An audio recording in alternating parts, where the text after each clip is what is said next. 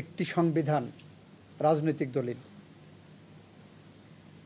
সংবিধান একটি organic document. ধরেন আমার বাংলাদেশের ৭২ সংবিধান মুক্তিযুদ্ধের মধ্য দিয়ে অর্জিত একটি সংবিধান।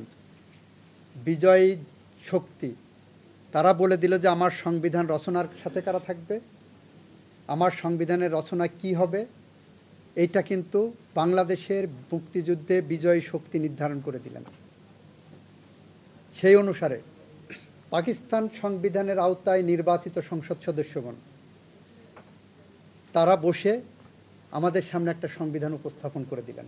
সেটাকে আমি সংবিধান হিসেবে মেনে নিয়েছি। আমরা বললাম যে ৯১ সালে নির্বাচনের আগে এরশাদের যখন পতন হলো তখন প্রশ্ন আসছিল যে এরশাদ পদত্যাগ কার কাছে করবেন। আমি বলেছি, তখন বলা হলো যে উপরাষ্ট্রপতি মওদুদ সাহেবের কাছে।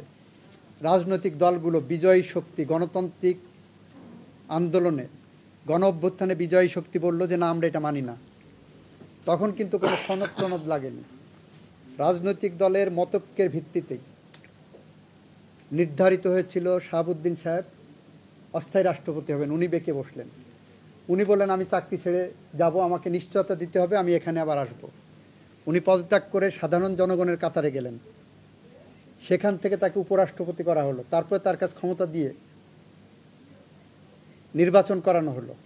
এ কোনো কিছু কিন্তু সংবিধানে ছিল না। এটা রাজনৈতিক বিজয়ী শক্তি, গণ অভ্যুত্থানের বিজয়ী শক্তি কনসেনসাসের বেসিসে নির্ধারণ করলেন, পরবর্তী পার্লামেন্টে সেটাকে এন্ডোর্স করলেন। These are constitutional conventions.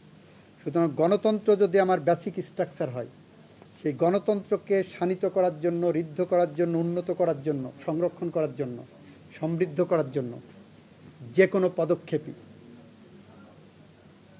এটা বেসিক স্ট্রাকচারের সাথে মার্জ করবে এবং সেই অনুসারেই খায়রুল হকের জাজমেন্ট রং ইন্টারপ্রিটেশন, রং থিওরির উপর লেখা। আমি ভোট করব, আমি নমিনেশন ওখানে চেয়েছি, আমি ভোট করব। আমি অ্যাটর্নি জেনারেল হিসাবে আছি এখনও। আমার অ্যাটর্নি জেনারেল পদ ছেড়ে যেয়ে আমি ভোট করব। যখন সময় আসবে তখন করব। আমি আশা